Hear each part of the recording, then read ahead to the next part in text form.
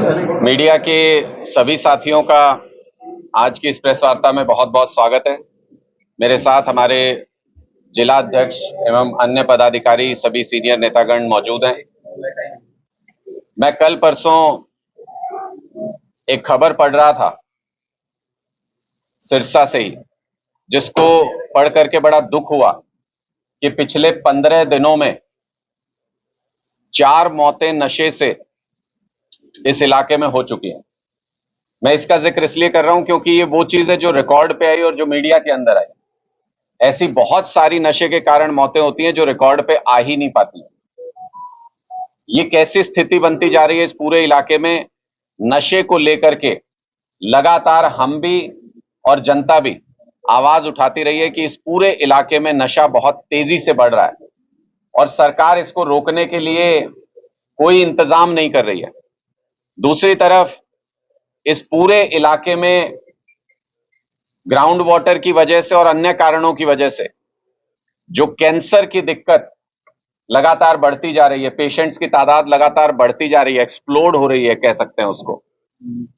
ऐसी स्थिति है कि यहां पर नशे के इलाज के लिए भी, कैंसर के इलाज के लिए भी विश्व स्तरीय मेडिकल सुविधाओं की जरूरत है। लेकिन विडंबना देखिए कि भारतीय जनता पार्टी की सरकार जो बड़े बड़े दावे करती है, वो सरकार पिछले 2 साल में अपने ही घोषित किए हुए मेडिकल कॉलेज की,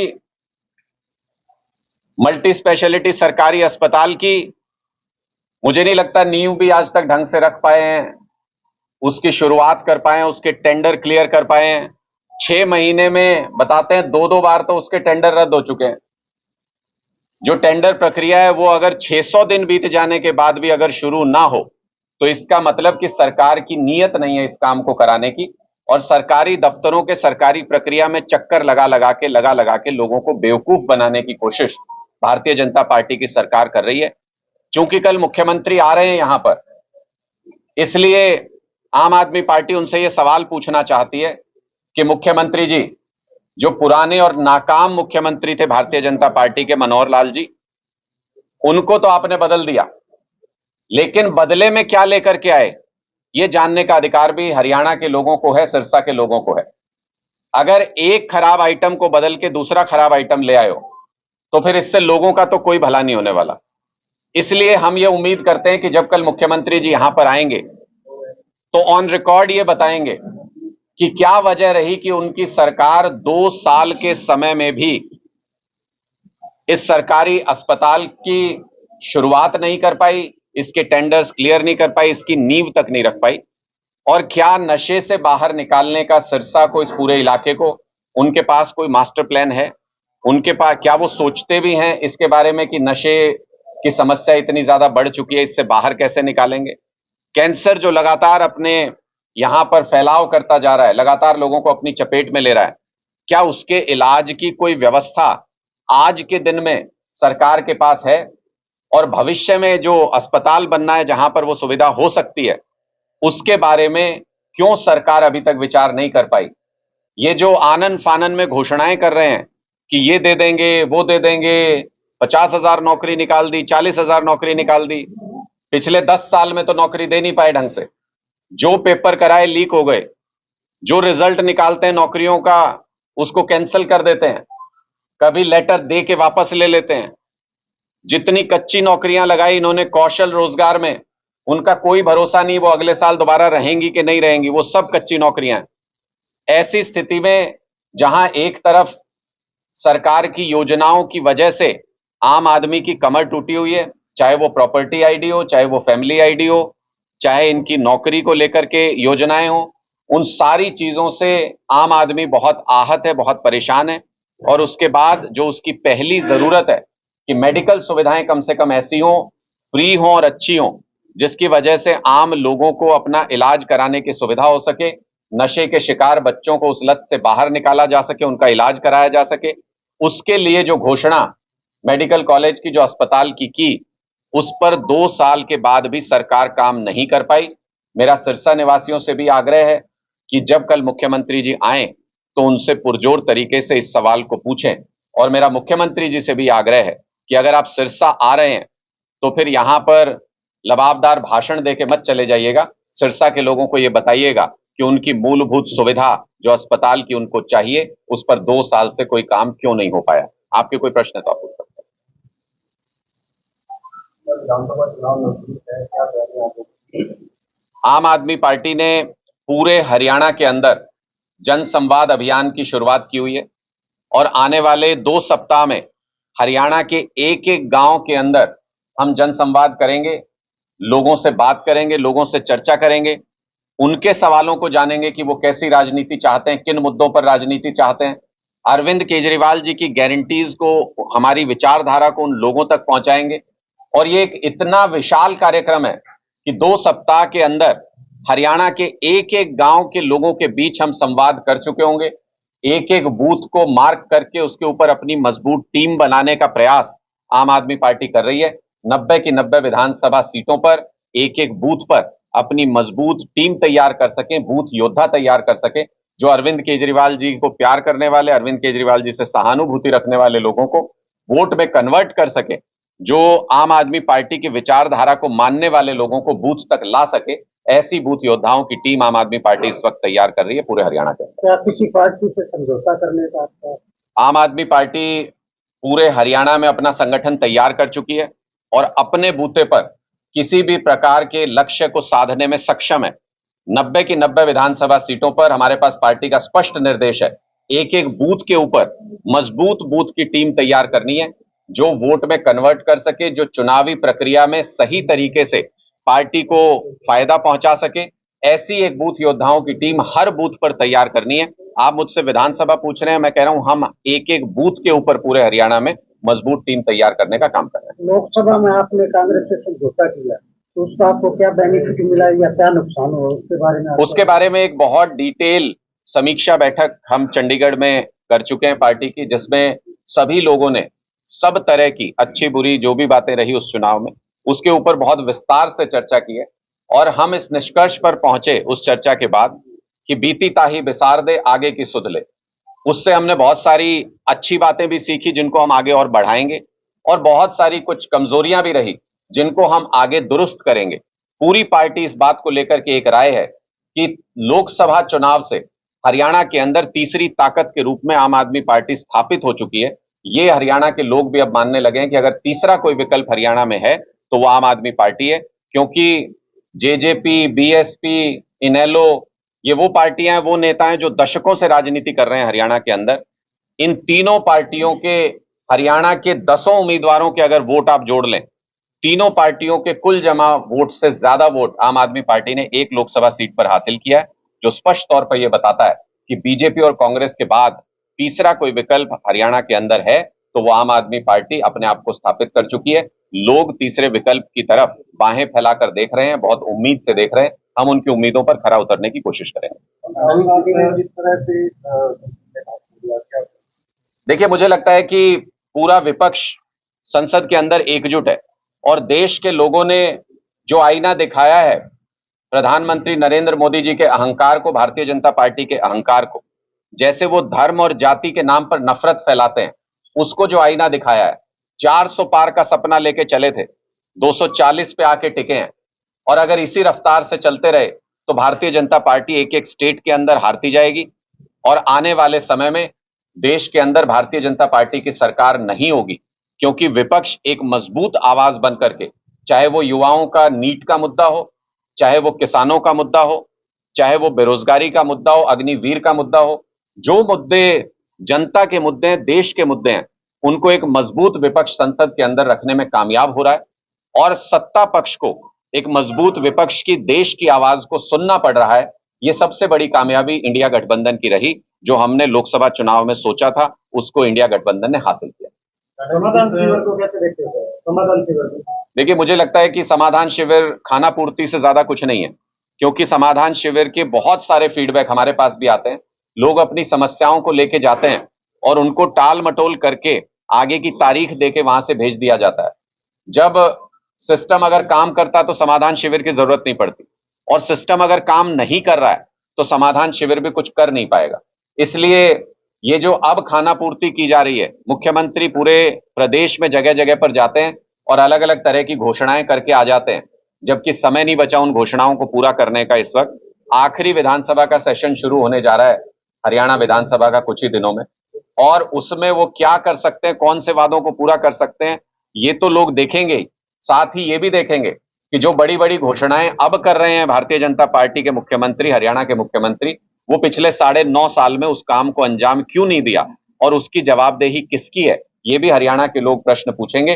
तो जो समाधान शिविर आयोजित किए जा रहे हैं, वो भारतीय जनता पार्टी ने जो लोकसभा चुनाव के परिणाम देखे हैं, जिससे उनके अंदर भय का माहौल है, जिससे उनको लगता है कि असली नाराजगी तो हरियाणा की सरकार से थी, इसीलिए मनोहर लाल जी को बदलना पड़ा लोकसभा चुनाव से पहले।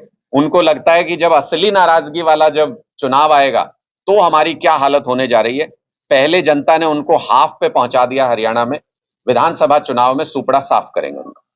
दादाजी, जो आप जैसे करंट की क्या बात कर रहे हैं, केजरीवाल करंट पंजाब में भी आप अच्छे बहुमत से जीते थे, लोकसभा में भी क्या हालात मेरे हाल रहे? देखिए, मुझे नहीं लगता कि कोई बहुत ज्यादा उसमें हमारा खराब प्रदर्शन इस मामले में रहा है। अगर आप वोट प्रतिशत के लिहाज से देखें तो भी हम एट पार हैं, और एक सोची समझी रणनीति के तहत हमने ये तय किया था कि वहां पर मिल के चुनाव नहीं लड़ा जाएगा, क्योंकि विपक्ष का स्थान हम वहां भारतीय जनता पार्टी को नहीं देना चाहते थे। मकसद क्या था इंडिया गठबंधन का, कि भारतीय जनता पार्टी को रोकना है, अहंकार को रोकना है, मोदी जी की तानाशाही को रोकना है। परिणाम क्या है पंजाब के अंदर, कि इंडिया गठबंधन सभी सीटें जीत गया चंडीगढ़ समेत, और भारतीय जनता पार्टी 0 पर पहुंच गई पंजाब के अंदर भी और चंडीगढ़ के अंदर भी। यानी कम से कम एक सूबा और एक केंद्र शासित प्रदेश, एक केंद्र शासित जगह हमने क्लियर कर ली पूरी तरह से, जहां पर भारतीय जनता पार्टी के कोई फुटप्रिंट नहीं है। इस मामले में अगर देखें तो रणनीति कामयाब रही। चुनाव में हार जीत होती रहती है, परिणाम थोड़े बहुत ऊपर नीचे होते रहते हैं, उनकी समीक्षा भी की जाती है, उनसे सीखा भी जाएगा और आगे मजबूत तरीके से लोगों के बीच में जाएंगे।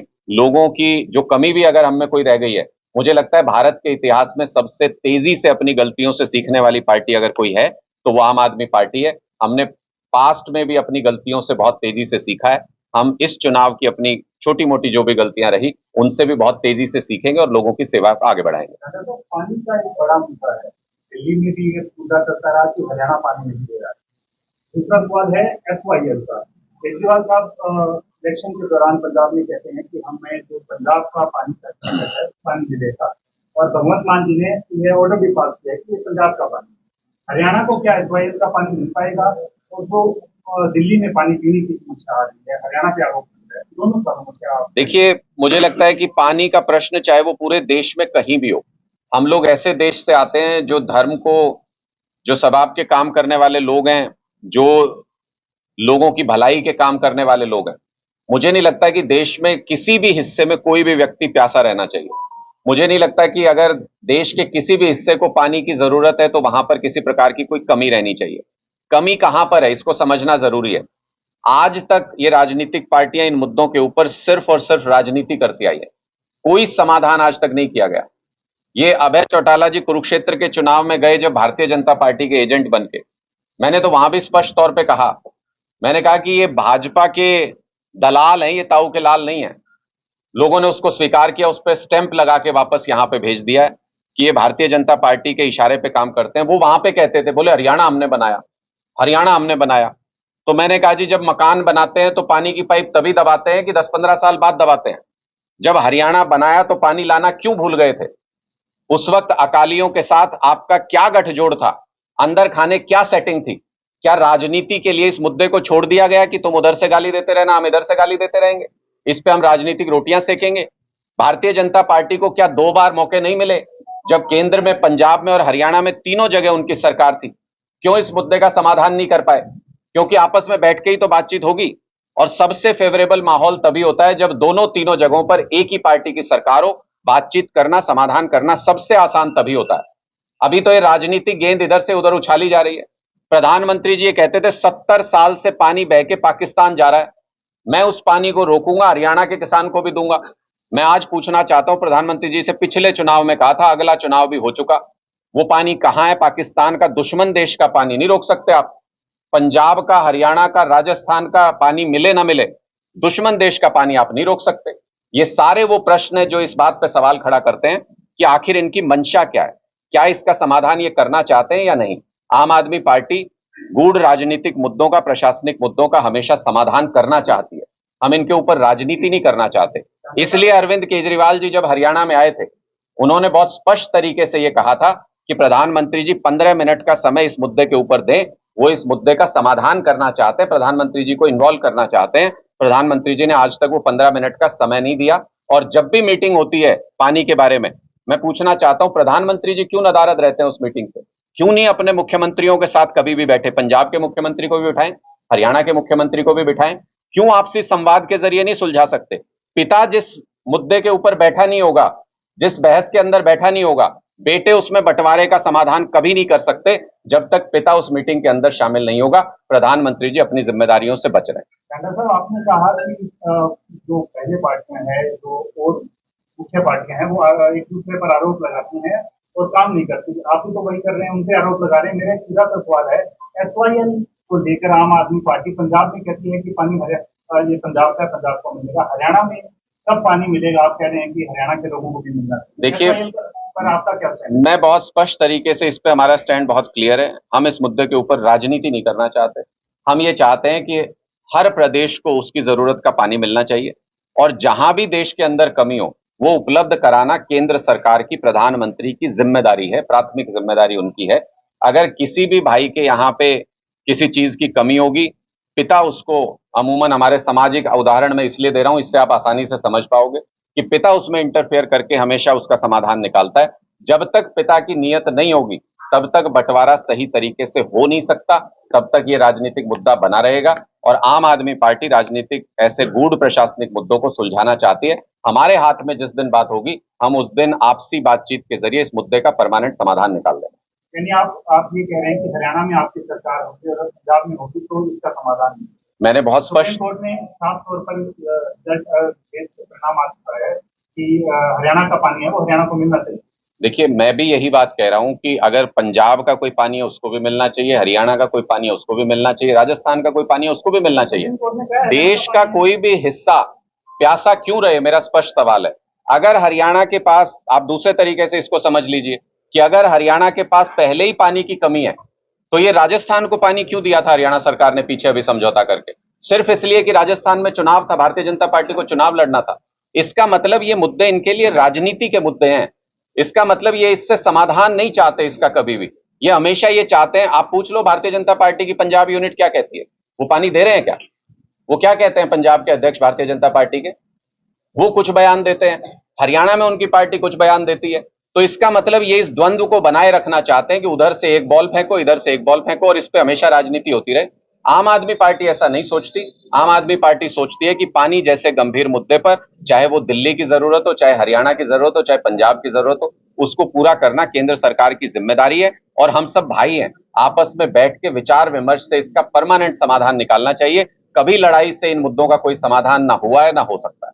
सर, इंडिया गठबंधन की आप हरियाणा के अंदर दो गुट माने जाते हैं। हरियाणा के लगातार आपने सुना भी होगा, देखा भी होगा कि दो गुट हैं, आपस में आरोप प्रत्यारोप करते रहते हैं। इसका आपको नहीं लगता राजनीतिक नुकसान आपको, आपके जो सहयोगी पार्टी उसका हो सकता है? नहीं, किसके दो राजनीतिक गुट है? कांग्रेस के आप? मुझे लगता है कि वो कांग्रेस पार्टी का इंटरनल मामला है, उनको उसके ऊपर कमेंट करना चाहिए। जहां तक मुझे लगता है कि आपसी विवाद से अगर किसी प्रकार का भी डिस्प्यूट हो लीडरशिप के अंदर तो उससे लोगों के बीच में गलत मैसेज जाता है, उससे छवि को नुकसान जरूर होता है। लेकिन चूंकि वो उनकी पार्टी का आंतरिक मामला है, मैं उस पर कमेंट नहीं करना चाहूंगा। वो अपनी पार्टी का आंतरिक मामले पे खुद देखें। गठबंधन में ही चुनाव लड़ा जाएगा विधानसभा का? मैंने बहुत स्पष्ट तरीके से बताया आपको कि इंडिया गठबंधन लोकसभा चुनाव के लिए किया गया था, संविधान की रक्षा के लिए किया गया था। संविधान की कस्टोडियन केंद्र सरकार होती है, इसलिए केंद्र सरकार के चुनाव के लिए इंडिया गठबंधन किया गया था। अब विधानसभा के चुनाव हैं, हरियाणा के मुद्दों के ऊपर चुनाव होने हैं। 90 के 90 विधानसभा सीटों पर एक एक बूथ के ऊपर हमें मजबूत तैयारी के निर्देश हैं, हमें मजबूत टीम बनाने के पार्टी हाईकमान से निर्देश हैं। हमारे रहते आप बेरोजगार क्यों हैं? सरकारी नौकरी की सबसे अच्छी तैयारी, सबसे अच्छे अध्यापक सबसे कम फीस हरियाणा का नंबर 1 कोचिंग सेंटर ICS। संजीवनी अस्पताल बाल एवं शिशु रोग, general surgery, plastic surgery, neuro surgery, नेत्र रोग, फिजियोथेरेपी, स्त्री एवं प्रसूति रोग, हृदय एवं शुगर रोग, हड्डी एवं जोड़ रोग, कार्डियोलॉजी, दंत रोग, इमरजेंसी चिकित्सक सुविधाओं में एक भरोसेमंद नाम है। ICU, NICU, cath lab, hair transplant, private कमरे, urology, CT scan, laparoscopy, accident, trauma, heart attack, जले का इलाज, डायलिसिस की सुविधाएं उपलब्ध हैं। सभी मरीजों को खाना फ्री दिया जाता है। आयुष्मान भारत हरियाणा सरकार और रिटायर्ड फौजी भाइयों के इलाज, इंश्योरेंस और TPA पैनल पर सभी सुविधाएं उपलब्ध। पूछताछ मोबाइल नंबर 7027566691